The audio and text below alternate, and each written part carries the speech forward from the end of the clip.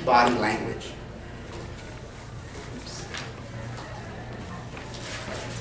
He gave me an updated intro.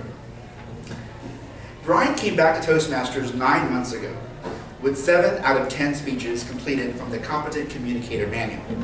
Today, he'll be giving his last speech to receive the Advanced Communicator Silver Award.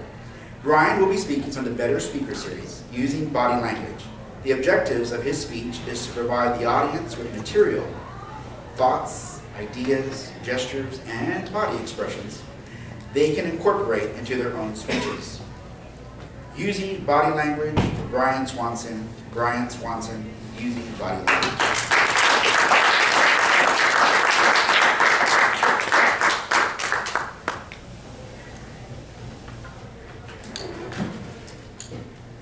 Good afternoon, fellow Toastmasters. Good afternoon. And guests, I think we have a number of guests in the room today. Thank you so much for coming. Today we're going to be talking about the use of body language in our speeches and how we can incorporate it to make our speeches a little bit more impactful and then resonate a little bit more with the audience out there. Some of the things we're going to be covering today during this speech is facial expressions. We're going to be covering gestures, body movement, and practice. So let's jump right in. Facial expressions. What does that mean to y'all when you hear that? It's how your face looks while you're giving a presentation. If I'm giving a presentation that has a lot of happy moments in it, where I want to smile a lot, does my face look drab? Do I look down? Do I look depressed? Is it coinciding with my material? If it's a happy speech, I should be smiling, usually make a couple of jokes. If it is a serious speech or it's dramatic, well, I don't want to be up here necessarily smiling and telling y'all, death is great. That would be horrible because the connection isn't there. You need to have your facial expressions with that as well. So that might be a time for the more dramatic, long-looking face. And I'm trying not to smile as I do this, but can you see my long face? And that's my dramatic long face. Now the main one is eye contact. Eye contact lets everybody know that they are connected to the presenter. And then they feel as though the information they are receiving, it feels personal to them. And as I go around the room, what I do is I try to use a 3-second rule. And it's very much like commercials. So in commercials, you'll see the 3-second kind of, I think they call it a 3-second rule, but it's about the average of a blink. And as you go around the room, you make eye contact with, let's say Roland. Make a contact for a minute, and then we're together. And then I'll move around the room and I'll link up with somebody else, like Warren. We're together. And then I'll move across and I'll link with somebody else. I'm sorry. Now we're together. And I'll go through the room, and what I'll do is I'll systematically look at each individual. It depends on the size of the audience. And make sure that we are connected. And then after I've done that blink and made that personal connection within the first minute or two, like I've done right now, then I don't have to look at you for 3 seconds and start making it awkward and weird. To where y'all are feeling uncomfortable, like I'm staring you down. You uncomfortable yet, Darren? Getting there. Okay, me too. Me too. It's weird on both sides, right? So you don't want to do that. But you want to make that personal connection.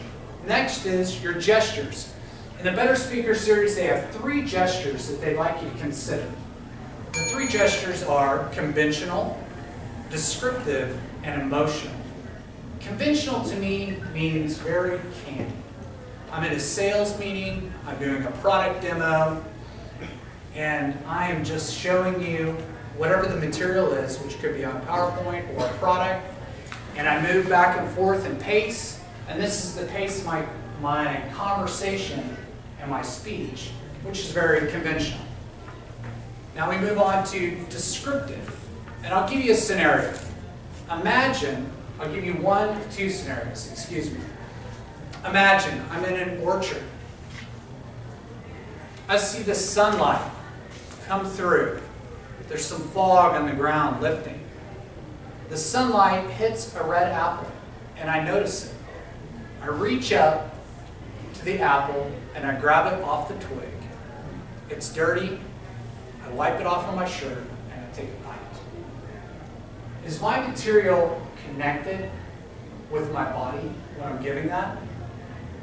And I'll leave you with that, and I'll give you this description of the same scenario. I'm walking through my orchard. I can see the sunlight coming up over the hills. The sunlight crests through and hits a shiny red apple, catches my eye. As I'm walking closer to the apple, I notice the fog is beginning to lift. And I get next to the apple, and I reach up, and I break that apple off the tree. Oh, it's dirty. I clean it off, and then I take a bite.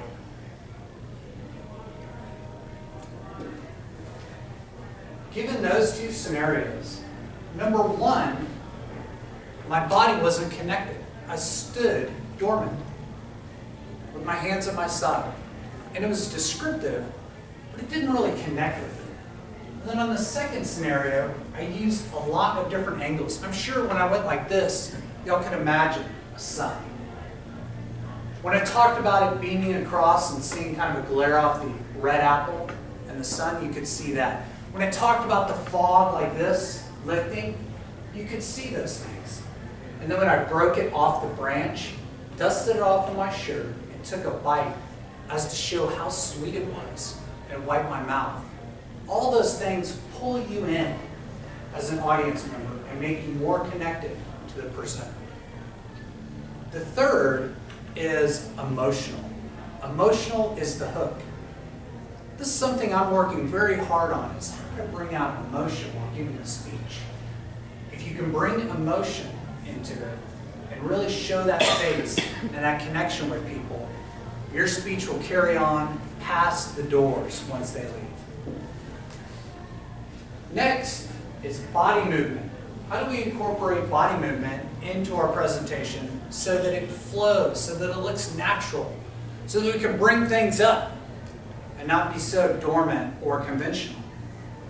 Well, one of the ways is just like when I was grabbing the apple off of the tree, I'm using all of my body with my arm up in the air, which you wouldn't typically see in a very canned presentation. The same thing with the sun off to the side and maybe a stance. Now, along with body movement, I also want to make sure that I'm working the room properly. We have some presenters which will walk left, walk right, your left, my right, you know what I'm saying. And then they'll walk back, or they'll walk forward, excuse me, and then they'll walk backward. And then they pace. And they basically go north to south, and east to west, west to east. What I do is I do a couple of stances, and I might come into the crowd for a second and pause, stand, and anchor. And then I'll back up as to it's kind of like a dance, if you will, and move maybe a half semicircle and stand over here, then connect back over here, and then go back this way. So it doesn't seem so 1, 2, 3. There's more of a fluid movement to it, to where you have fun with it and it doesn't seem so canned. Although I'm doing a lot of the same steps and a lot of the same anchoring overall. Next is practice. Practice is what makes perfection, I believe. Well, you got to practice a lot. As you're practicing and you're working through your steps, the first thing the Better Speaker Series recommends is practicing in front of a mirror. And I understand this has been a great help for many people. They practice in front of a mirror. If you've got a standing mirror, even better.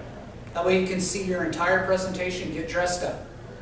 If you see anything that you want to omit, you'll see it right then and there. And then you can take that away and then begin again and talk in front of the mirror.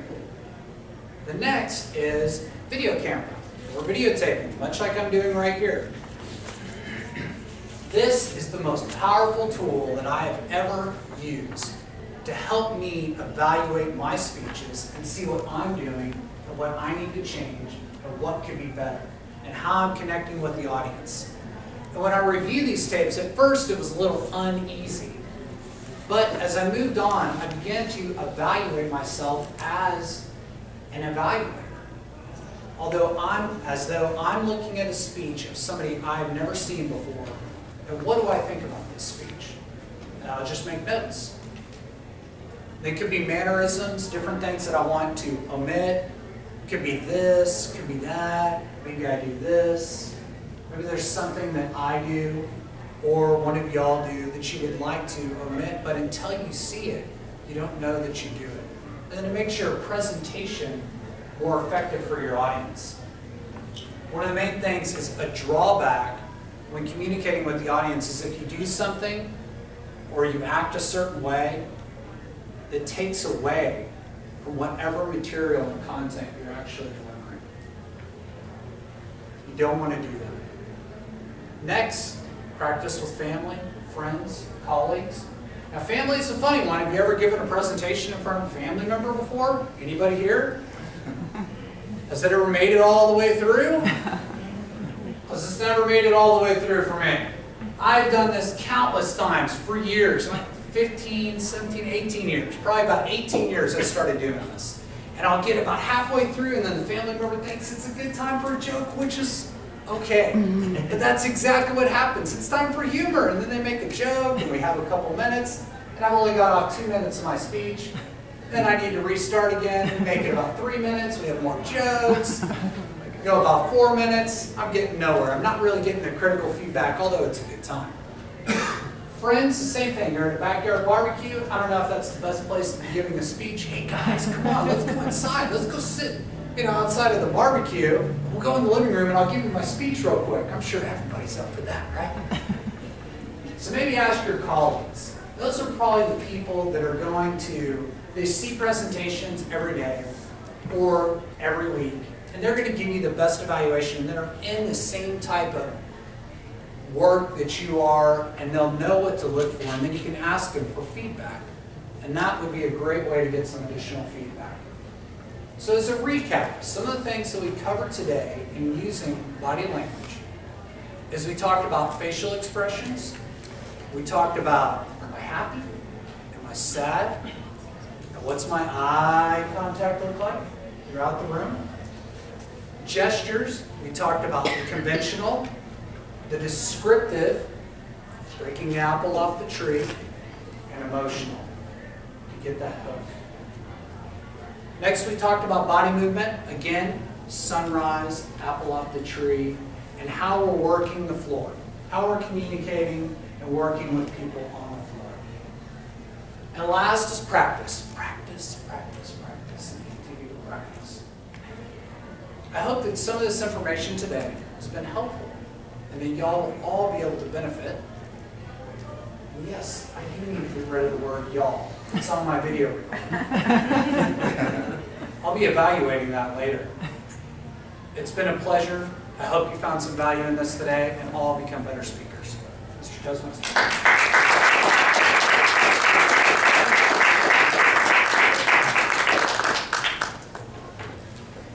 They're going to move it up.